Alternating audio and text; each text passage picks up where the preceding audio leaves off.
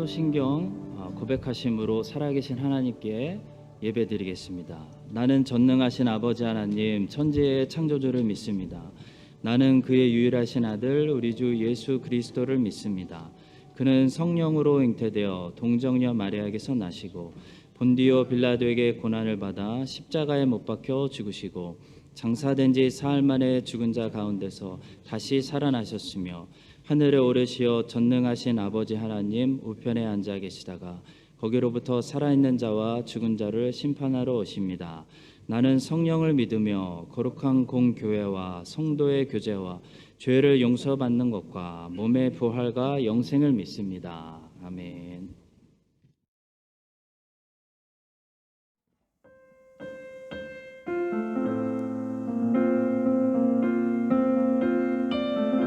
우리 모든 예배를 받으시기 합당하신 주님께 우리 전심을 다해서 찬양하며 예배하며 나아가기를 소망합니다. 함께 고백합니다. 완전하신 나의 주, 완전하신 나의 주, 의의 길로 날 인도하소서. 행하신 모든 일 주님의 영광,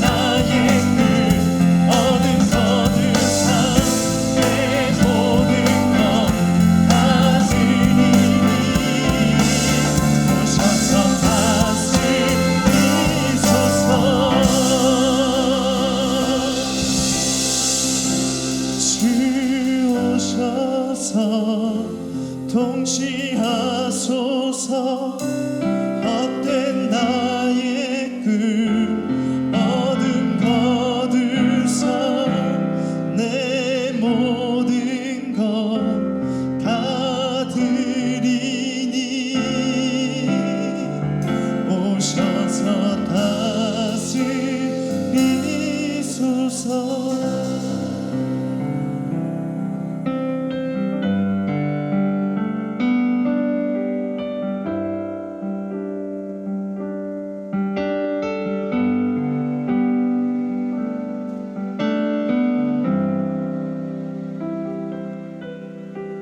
주님, 제 마음이 너무 둔해서 주님을 볼 수 없습니다.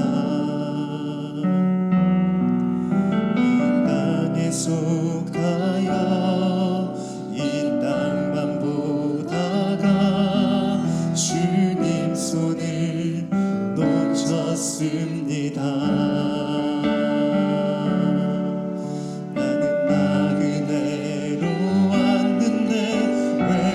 주저앉게 되었나. 나는 정직인데 언제부터 내 삶의 주인이 되어버렸나.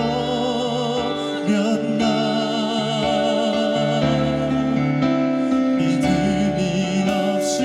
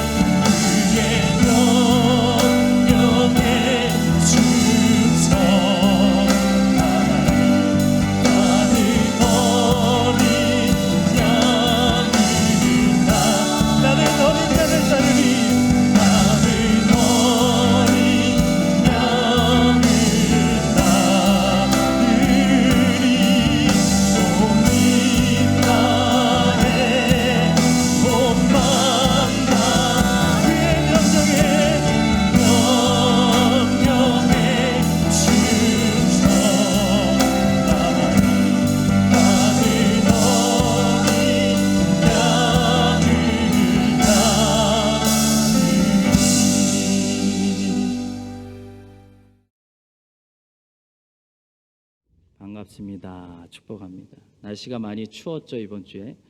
오늘은 굉장히 따뜻합니다.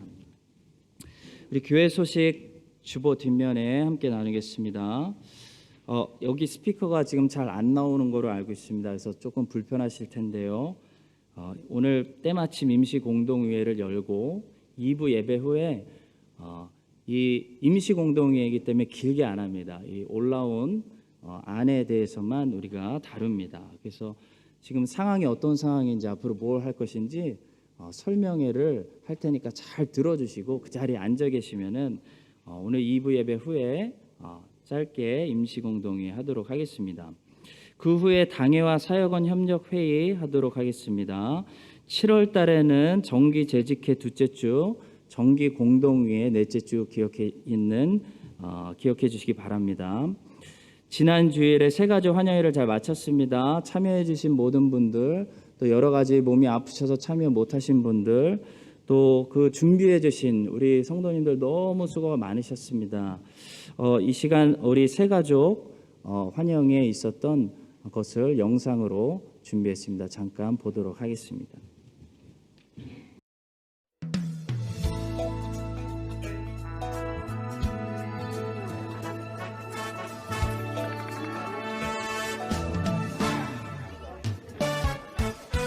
우리 서로 다른 모습으로 다른 생각을 하고 다른 추억 속에 살아왔지만 이젠 하나님의 계획 안에 서로가 친구가 되어 같은 추억 속에 함께 이 노래를 부르네.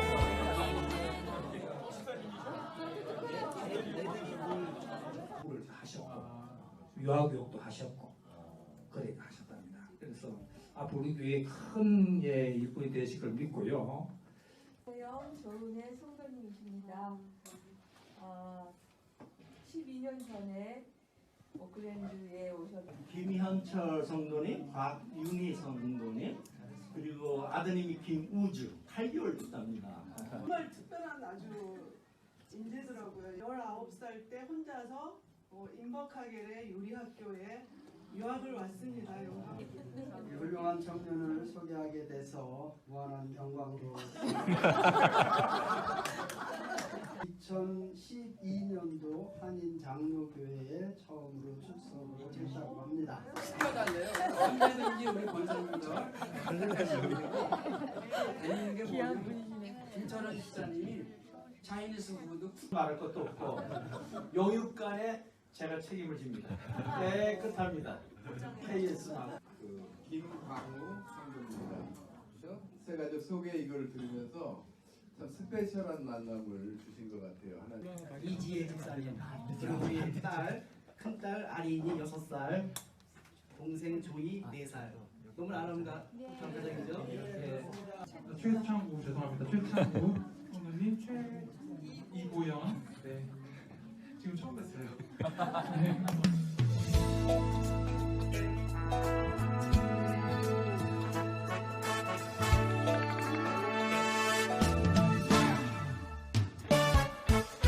우리 서로 다른 모습으로 다른 생각을 하고 다른 추억 속에 살아왔지만 이젠 하나님의 계획 안에 서로가 친구가 되어 같은 추억 속에 함께 이 노래를 부르네. 힘들고 아팠던 그 모든 시간들 다 이기고 이렇게 함께 선 우리들 이제 모든 것이 추억이 되어 우리가 걸어갈 그 길을 비춰주리. 우리가 노래하는 이들. 우리 새가족 여러분들 우리 교회 많이 오셨어요. 40명 넘게 오셨는데 우리 이 시간 우리 다시 한번 큰 박수로 이분들 환영합니다 하겠습니다. 네, 저희 교회 잘 오셨습니다. 새가족 양육 과정은 원래 한 주 더 남았다고 제가 광고했는데요. 그냥 여기서 일단 종료하고 다음에 또 하도록 하겠습니다. 7월 이번 주 트레킹 있습니다. 교회에서 9시 반에 출발합니다. 기억해 주시고요. 다음 주 주일에 허브장 모임 하도록 하겠습니다. 오늘 주보 앞면에 청소년 천년 집회 포스터가 이렇게 나갔고요. 게시판에도 포스터를 붙여 드렸는데요. 한번 보시고요. 청소년 청년 집회가 이제 2주 정도 남았습니다. 많이 기도해 주시고 또 기대해 주시기를 부탁드리고요. 그 밑에 광고를 보시면 청소년 청년 집회 때 사용할 그릇들이 부족한 상황이라고 합니다. 그래서 혹시 교회 그릇들이 집안에서 발견되시면 반품해 주시기를, 반품? 네, 다시 돌려주시기를 부탁드리겠습니다. 사무엘상 15장 24절부터 31절의 말씀입니다. 사무엘상 15장 24절부터 31절까지의 말씀을 우리 한 목소리로 합독하겠습니다. 사울이 사무엘에게 이르되 내가 범죄하였나이다. 내가 여호와의 명령과 당신의 말씀을 어긴 것은 내가 백성을 두려워하여 그들의 말을 청종하였음이니이다. 청하오니 지금 내 죄를 사하고 나와 함께 돌아가서 나로 하여금 여호와께 경배하게 하소서 하니 사무엘이 사울에게 이르되 나는 왕과 함께 돌아가지 아니하리니 이는 왕이 여호와의 말씀을 버렸으므로 여호와께서 왕을 버려 이스라엘 왕이 되지 못하게 하셨음이니이다 하고 사무엘이 가려고 돌아설 때에 사울이 그의 겉옷자락을 붙잡음에 찢어진지라. 사무엘이 그에게 이르되 여호와께서 오늘 이스라엘 나라를 왕에게서 떼어 왕보다 나은 왕의 이웃에게 주셨나이다. 이스라엘의 지존자는 거짓이나 변개함이 없으시니 그는 사람이 아니시므로 결코 변개하지 않으심이니이다 하니 사울이 이르되 내가 범죄하였을지라도 이제 청하옵나니 내 백성의 장로들 앞과 이스라엘 앞에서 나를 높이사 나와 함께 돌아가서 내가 당신의 하나님 여호와께 경배하게 하소서 하더라. 이에 사무엘이 돌이켜 사울을 따라가매 사울이 여호와께 경배하니라. 아멘.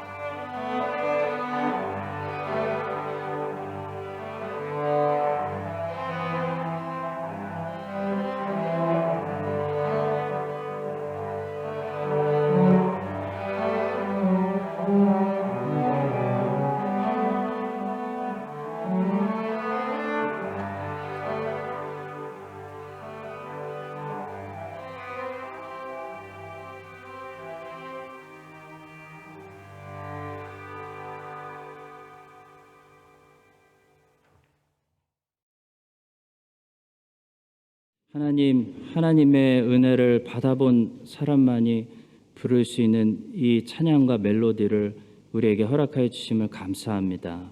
하나님, 오늘은 우리 사랑하는 또 자녀들의 또 이렇게 달란트로 찬양 올려드리고, 이렇게 어려운 시기에도 우리의 마음과 정성을 모인 성도들의 헌금을 올려드립니다. 하나님, 기쁨으로 드리지만 기쁨만 드리는 것이 아니고 슬픈 이야기들도 많이 있고, 또 말할 수 없는 탄식으로 부르짖는 간구의 제목들도 많이 있고, 눈물도 많이 모였습니다. 하나님, 우리의 삶 전체를 다 받아주시고 하나님께 영광이 되는 삶이 될 수 있도록 사용하여 주시옵소서. 주의 백성들의 기도가 속히 응답되게 하여 주시고, 우리의 상처받고 앉아버린 것들이 예수님의 이름으로 다시 치유받고 일어나는 역사들이 있게 하여 주시옵소서. 오늘도 말씀을 듣고 전할 때 성령 하나님께서 우리 가운데 교통하셔서 예수 그리스도의 영광의 얼굴을 보고 가는 귀한 시간 되게 하여 주시옵소서. 감사하며 예수님의 이름으로 기도합니다. 아멘. 네, 오늘은 버림받은 왕 사울이란 제목을 가지고 말씀을 전하겠습니다. 사울은 평생 잘못을 많이 했는데요. 사울의 인생에서 제일 잘못한 일들을 4가지만 제가 뽑아봤습니다. 첫 번째는 사무엘상 13장에서 나오는 제사장 없이 자기가 직접 제사 드린 사건입니다. 두 번째는 사무엘상 15장에 나오는 자기 맘대로 아말렉을 진멸하지 않은 사건입니다. 세 번째는 말년에 사울이 여호와께서 사울에게 침묵하시니까 무당 찾아가서 무당에게 구했던 사건이고, 마지막 4번째는 자살한 것입니다.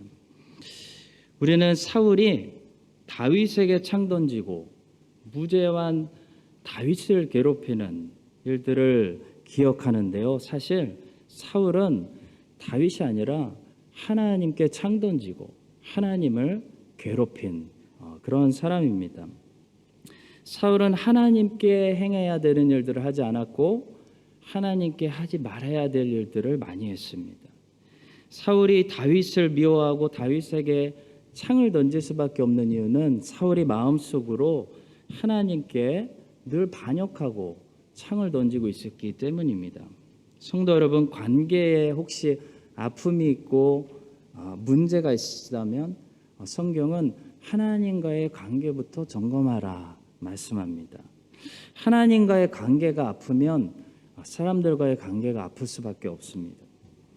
근데 하나님하고 관계가 풀리면 우리 하나님은 정말로 모든 것이 가능하신 분이기 때문에 하나님께서 어떤 방법을 통해서라도 사람들과의 아픈 관계를 치료하시고 새롭게 해주실 줄로 믿습니다. 그래서 오늘 말씀을 들으면서 사울이 사무엘상 15장에서 하나님과의 관계를 어떻게 잘못했는지 우리에게 꼭 필요한 중요한 레슨들을 배우도록 하겠습니다. 첫 번째는 본문에서 사울은 부분적인 순종을 했다는 것입니다. 이것이 사울이 잘못한 점입니다. 하나님께서 요나에게 니느웨로 가서 내 말씀을 전해라고 하셨을 때 요나는 반대편으로 갔죠. 다시스로 가는 배를 탔습니다. 한마디로 대놓고 불순종한 겁니다. 근데 본문의 사울은 그 정도로 하진 않았습니다. 사울은 하나님의 말씀대로 아말렉과 열심히 전쟁을 했고 그 결과로 큰 승리를 거뒀습니다. 사울은 전쟁은 승리를 거뒀지만 중요한 것은 순종은 승리하지 못했습니다. 순종에는 실패했습니다. 하나님께서는 아말렉에게 속한 것은 아무것도 탈취하지 말고 모두 진멸하라 라고 명령하셨는데 사울은 하나님 말씀을 지키지 않고 자기 마음대로 하나님께 제사를 드려야 한다라는 핑계로 탈취물들을 취했습니다. 그러니까 사무엘상 15장은 외형적으로 보면 사울이 더 뜨고 있는 그런 장입니다. 전쟁에서 승리했죠. 사람들에게도 인정받을 수 있는 기회를 잡은 겁니다. 그렇지만 내면적으로 보면 사무엘상 15장 사건은 이 일 때문에 사울이 하나님으로부터 버림받게 되는 그런 장면입니다. 자, 사울이 무엇을 잘못해서 하나님께 버림받을까요?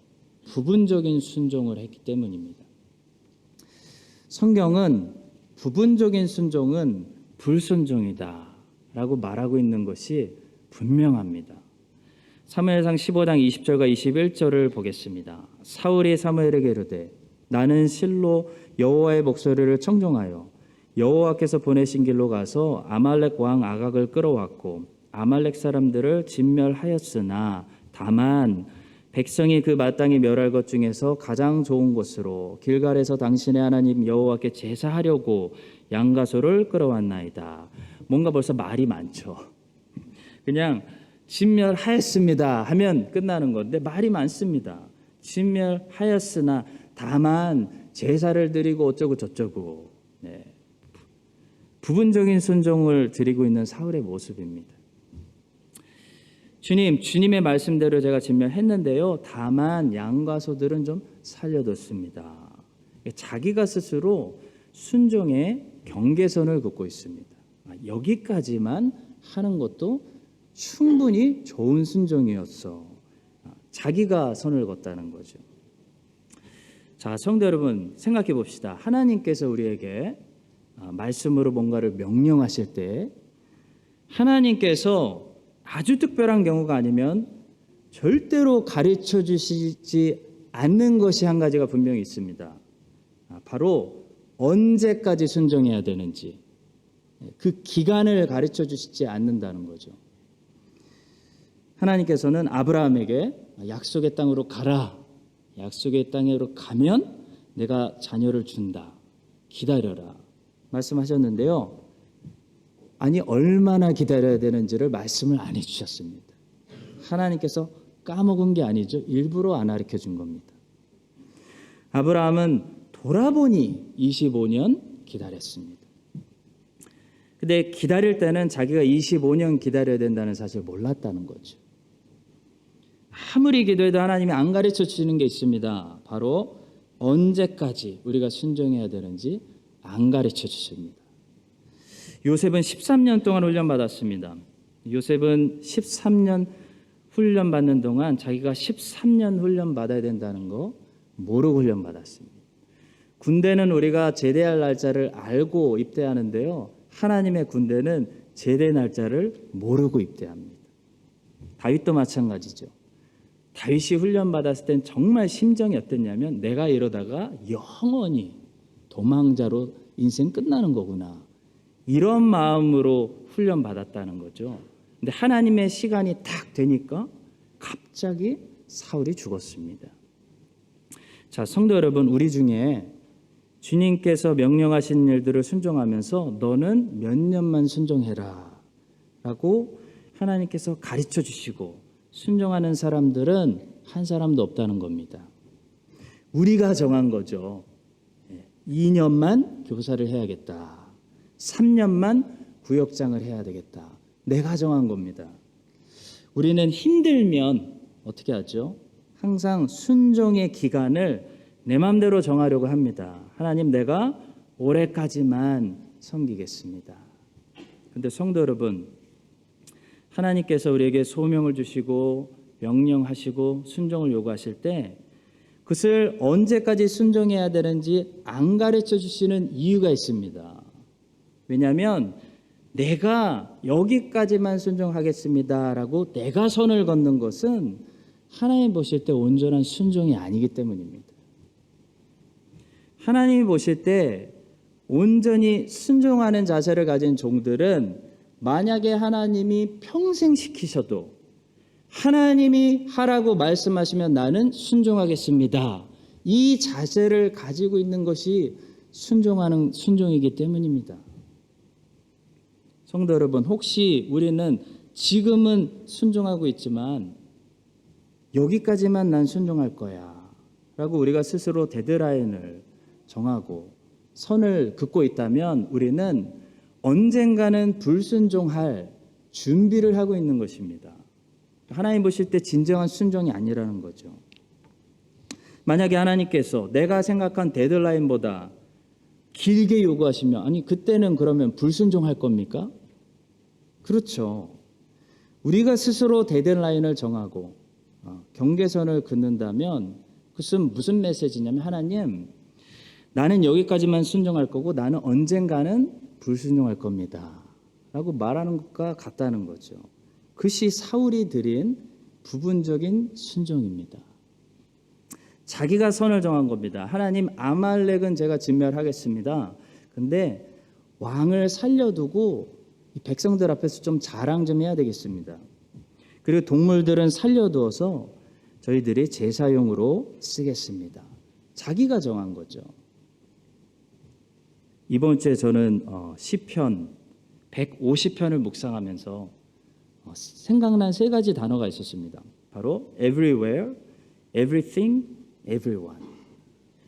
시편 150편을 그냥 묵상하는데 제 마음속에 계속 이 시편이 지금 이 단어들을 계속 이야기하고 있구나라는 생각이 묵상되었습니다. 혹시 여러분들도 이 단어들이 생각나시는지 한번 시편 150편 짧기 때문에 우리 함께 한 목소리로 하나님을 이 아침에 찬양하는 마음으로 읽어보도록 하겠습니다. 시편 150편입니다. 할렐루야. 그의 성소에서 하나님을 찬양하며 그의 권능의 궁창에서 그를 찬양할지어다. 그의 능하신 행동을 찬양하며 그의 지극히 위대하심을 따라 찬양할지어다. 나팔 소리로 찬양하며 비파와 수금으로 찬양할지어다. 소고 치며 춤추어 찬양하며 현악과 퉁소로 찬양할지어다. 큰 소리 나는 재금으로 찬양하며 높은 소리 나는 재금으로 찬양할지어다. 호흡이 있는 자마다 여호와를 찬양할지어다. 할렐루야. Everywhere, everything, everyone. 이 혹시 보이십니까? 시편 150편은 everywhere, 모든 장소에서 하나님을 찬양할 것을 명령하고 있습니다. 성소에서 하나님을 찬양하고 성소에서만 하나님을 찬양할 것이 아니라 너희들의 삶의 모든 현장에서 하나님의 권능의 궁창에서 찬양하라 라고 말하고 있습니다. 또 시편은 everything, 너희가 먹든지 마시든지 무엇을 하든지 너희의 모든 것으로 하나님을 찬양해야 된다라고 말하고 있죠. 나팔소리, 비파, 수금, 소고, 춤, 연악, 퉁소, 큰 소리 나는 재금, 높은 소리 나는 재금으로 하나님을 찬양하라 말하고 있습니다. 또 이 시편은 everyone, 호흡이 있는 모든 자들은 이렇게 하나님을 찬양하라고 말하고 있어요. 이것이 시편 150편의 메시지고 마지막으로 내리는 시편의 최종 결론입니다. 성도 여러분, 시편은 한마디로 하나님을 우리가 찬양하지 않을 수 있는 공간을 우리에게 한 장소도 허락하지 않고 있다는 거죠. 다른 모든 곳에서는 제가 하나님을 찬양할 건데요, 여기서는 하나님을 찬양하지 않겠습니다. 여기는 하나님을 찬양하는 장소가 아닙니다, 주님 이라고 우리가 말씀드릴 수 있는 공간이 우리에게 한 공간도 허락되지 않았다는 겁니다. 순종도 마찬가지죠. 순종은 하나님의 모든 말씀을 순종하는 것이 순종이지, 하나님 저 말씀은 내가 순종하겠는데요, 저 말씀을 넘어가면 나는 순종을 안 하겠습니다. 이거는 불순종이라는 거죠.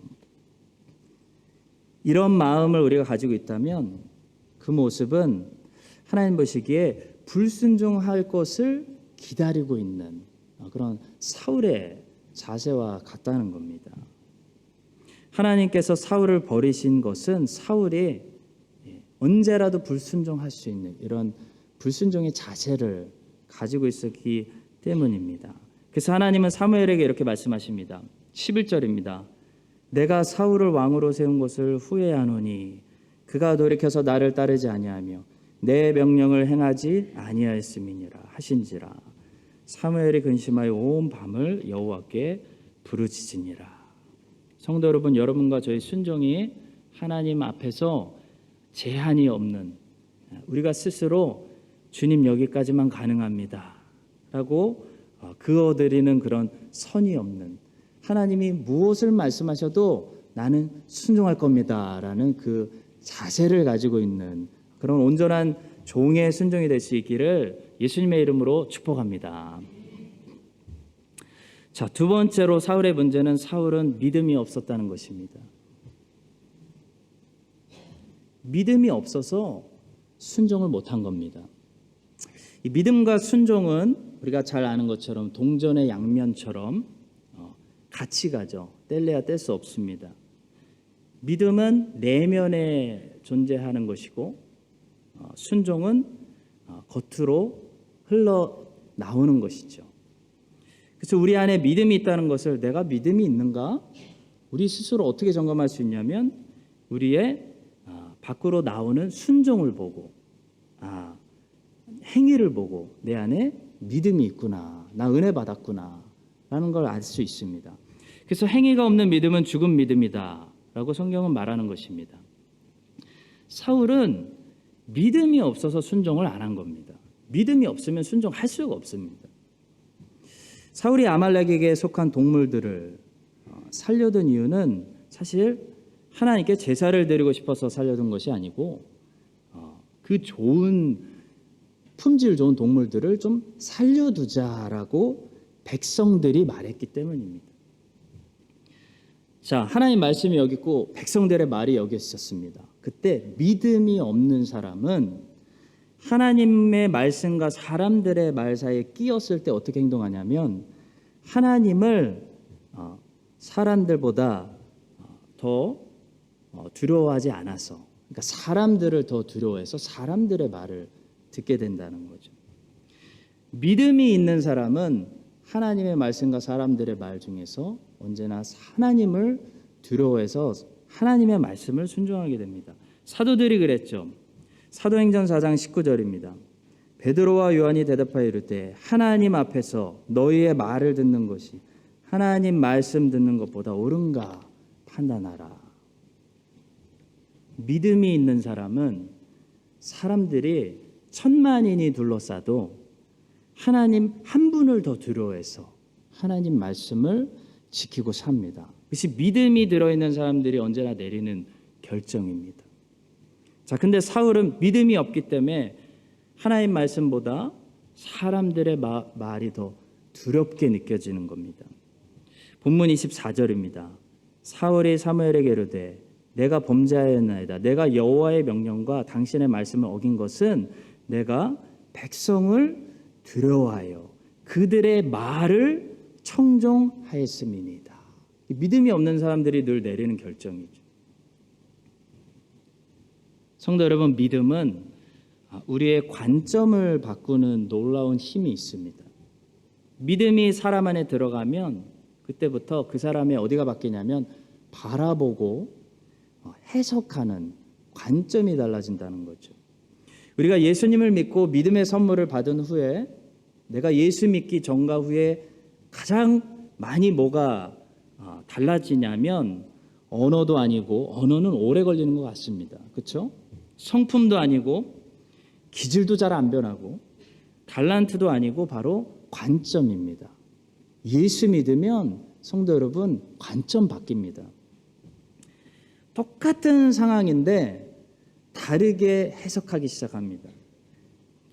그것이 믿음이 우리 안에서 하는 일입니다. 예전에는 문제를 보면 문제만 보였는데 믿음이 들어가니까 문제도 보이지만 그 문제 가운데 나를 지키시고 일하시고 문제를 통해 섭렵하여 선을 이루시는 하나님의 섭리가 보인다는 거죠. 하나님의 섭리가 보이는 겁니다. 관점이 달라지고 해석이 달라지니까 그 문제를 다룰 수 있는 능력도 바뀝니다. 성도 여러분, 우리 사람은 똑같이 눈을 가지고 있는데요, 절대로 보이는 대로 보지 못합니다. 우리는 보고자 하는 대로 보고 있습니다. 정말입니다. 얼마 전에 제가 비숍데일에서 아이들 픽업하고 노스랜드 몰을 지나서 항상 집에 오는데요, 신호등에 딱 섰는데 크게 제 앞에 펜달톤이라고 써 있는 거예요. 그래서 한참을 순간 제가 생각했습니다. 여기 지금 노스랜드인데 저기 왜 펜달톤이라고 써놨을까? 그리고 자세히 보니까 펜달턴이 아니라 페더레이션이었어요.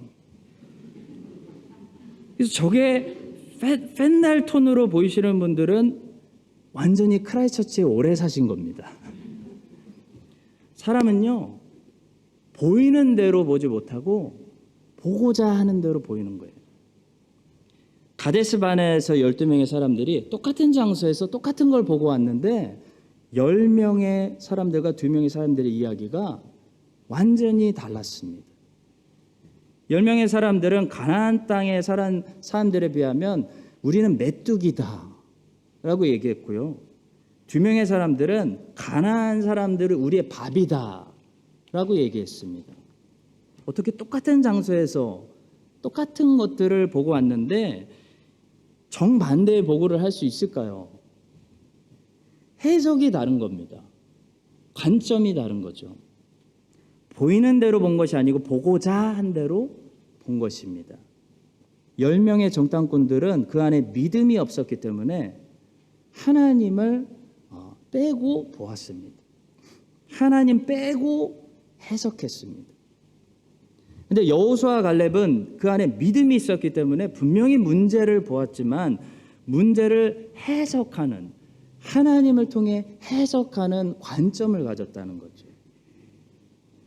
하나님을 생각하니까 하나님의 말씀을 기억하고 약속을 생각하고 홍해 바다를 가른 하나님을 생각하면 가나안 땅의 사람들이 저렇게 무장하고 있어도 아, 이거 우리 밥이구나라고 본 겁니다. 반면에 하나님을 보지 않으면 믿음이 없는 사람들은 자기들이 초라한 메뚜기 떼로 보이는 거죠.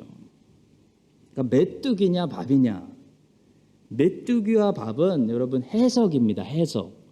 실제로 이스라엘 사람들이 메뚜기란 얘기도 아니고 실제로 가나안 사람들이 밥이라는 얘기가 아니죠. 메뚜기로 해석할 수 있고 밥으로 해석할 수 있다는 겁니다. 이 메뚜기와 밥이라는 해석 사이에는 무엇이 있죠? 믿음이 있습니다. 믿음을 가지고 살면 관점이 바뀌고 밥으로 해석할 수 있는 해석이 나온다는 거죠. 똑같은 크라이처치에 살고 있고 똑같은 장소에서 신앙생활을 하는데 누구는 천국을 봅니다. 누구는 하나님의 나라를 보고 하나님의 영광과 섭리를 보는데 누구는 안 좋은 것만 보이는 거죠. 보이는 대로 보는 것이 아니고 보고자 하는 대로 보는 겁니다. 믿음의 차이가 있는 겁니다. 우리의 관점과 해석을 변화시키는 것은 믿음입니다. 사울은 이 믿음이 없기 때문에 이 자기에게 요구하는 백성들이 두려운 겁니다.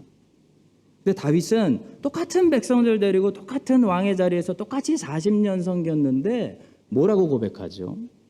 천만인이 나를 에워싸 진친다 하여도 나는 두렵지 않습니다. 다윗은 똑같은 나라에서 똑같이 왕을 했는데 이런 고백을 할 수 어떻게 이런 고백을 할 수 있었을까요?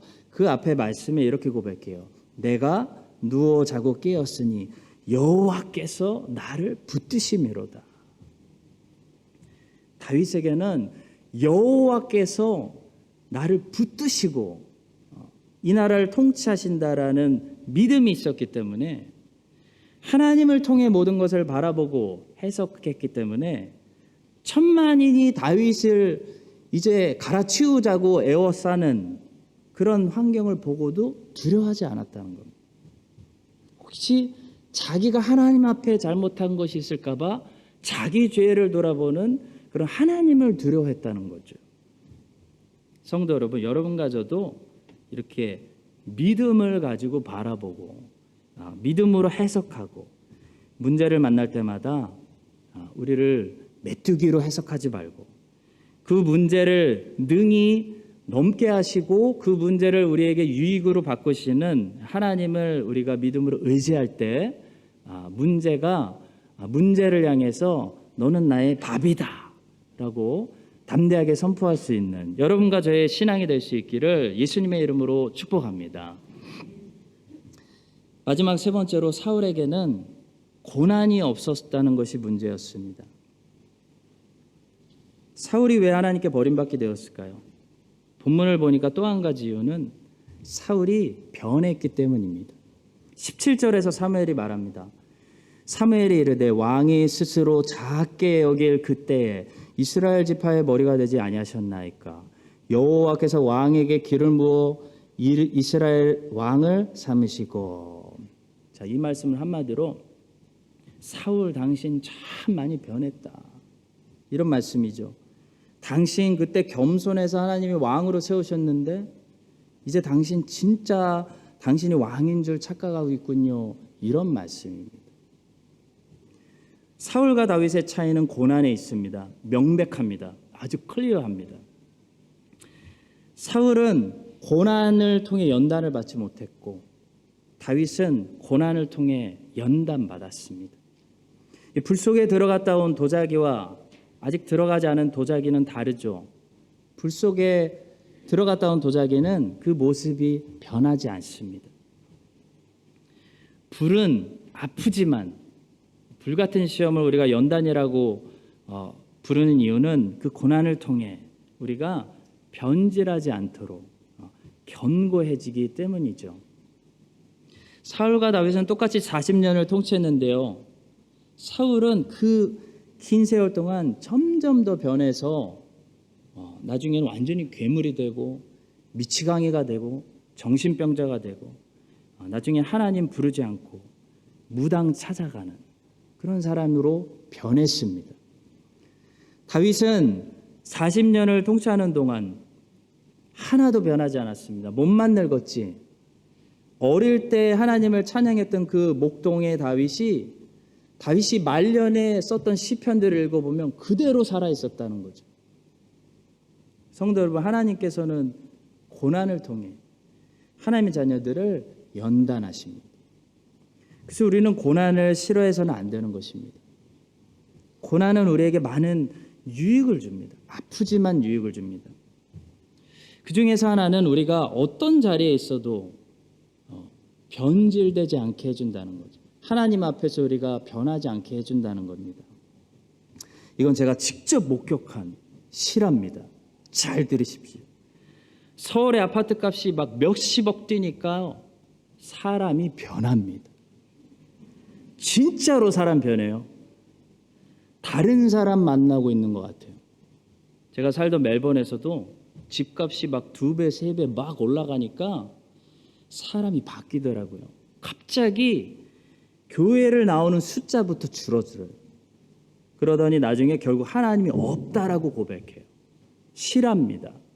가슴 아픈 실화죠.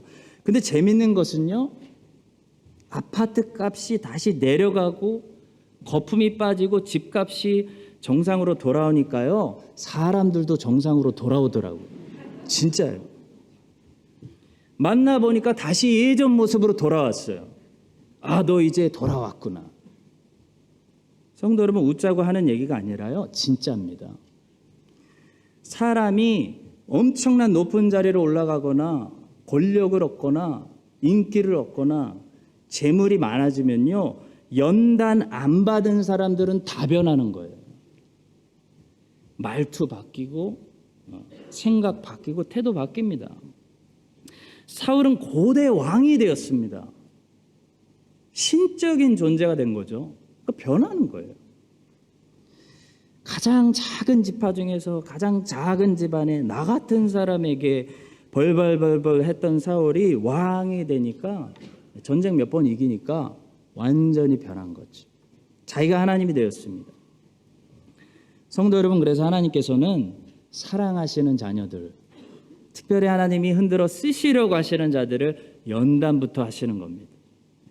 변하지 말라고, 착각하지 말라고. 내가 너를 아무리 크게 놀랍게 사용해도 모세처럼 변질하지 말라는 거예요. 모세는 변질하지 않았죠. 그래서 성도 여러분, 고난당하실 때 하나님이 나를 연단하시는구나, 고난을 잘 받으실 생각을 하셔야 돼요.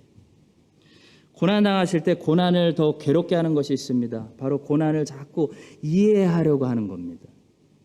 고난당할 때 고난을 이해하려고 하면요, 고통만 더 심해져요. 절대로 이해하려고 하시면 안 돼요. 고난은 이해의 대상이 아닙니다. 하나님이 왜 고난을 주시나 아무리 기도하셔도 하나님이 응답 안 해주세요. 자동차 엔진이 어떻게 돌아가는지 그 원리를 다 이해하시는 분들은 기술자분들 외에는 한 사람도 없습니다. 근데 다 운전하시죠. 운전 잘하시잖아요. 자동차는 조종의 대상이지 분석의 대상이 아니기 때문입니다. 조종만 배우시면 되죠. 분석은 기술자가 하는 일입니다. 마찬가지로 고난을 이해하려고 하면 안 됩니다. 고난은 이해의 대상이 아닙니다. 고난의 신비는 끝까지 이해가 안 갑니다. 고난 당할 때 왜 고난 주시지 그 길로 잘못 가면 고통만 더 심해진다는 것을 욥기가 우리에게 가르쳐주고 있는 거죠. 욥기에 나오는 욥과 친구들은 잘못된 길을 가버리고 말았습니다. 한참을 돌아옵니다. 고난을 자꾸 이해하려고 했습니다. 왜 고난 당하는가에 집중해 버렸어요. 그래서 결론적으로 친구들이 욥을 위로하러 왔다가 욥에게 더 큰 고통만 주게 되었습니다. 욥기는 끝까지 욥이 왜 고난 당하는지를 안 가르쳐 줍니다. 사랑하는 성도 여러분, 왜 고난을 또 주시고 연단을 주시는지는 피조물이 생각할 이슈가 아닙니다. 고난을 이해하려고 하지 마시고 고난을 통해 우리를 연단하시는구나. 내가 연단받고 있구나. 이 연단을 받지 않으면 나는 사울처럼 되는구나. 다윗이 되려면 하나님이 마음껏 흔들어 쓰시려면 고난 받아야 되는구나 라고 생각하시고 고난 받을 때는 뭘 해야 됩니까? 위로해야 됩니다. 힘냅시다.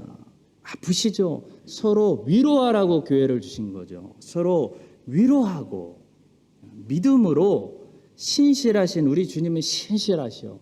나를 버리지 않는다고 하셨어. 고난을 유익으로 언젠간 바꾸실 거야. 감당할 시험만 주실 거야. 라는 믿음을 가지고 우리 주님을 끝까지 붙들어서 고난과 연단을 통해 사울이 아니라 사울의 우리 모습들 다 벗어버리고 다윗처럼 정금같이 나오는 여러분과 제가 될 수 있기를 예수 그리스도의 이름으로 간절히 축원합니다. 기도하겠습니다. 하나님 아버지, 고난 가운데 있는 주의 백성들 위로해 주시고 이 고난이 고난으로 끝나지 않고 꼭 필요한 유익이 될 수 있도록 지금 잘 인내로 연단받게 하여 주시옵소서. 믿음을 가지고 똑같은 상황 속에서도 여호수아 갈렙처럼 하나님이 기뻐하시는 해석을 할 수 있도록 믿음이 우리의 관점을 바꾸게 하시고 하나님께 순종할 때 온전한 순종을 드릴 수 있도록 우리가 순종에 제한된 선을 긋지 않도록 이끌어 주시옵소서. 감사하며 예수님의 이름으로 기도합니다. 아멘. 지금은 우리의 고난 가운데 함께 하시는 예수 그리스도의 은혜와 하나님 아버지의 변하지 않는 사랑과 성령님의 교통하심이 오늘 사무엘상 15장의 말씀을 듣고 사울의 모습 벗어버리고 다윗의 인생을 살아가기로 소망하는 모든 하나님 사랑하시는 자녀들 위해 이제부터 영원까지 함께 하시기를 간절히 축원드립니다. 아멘.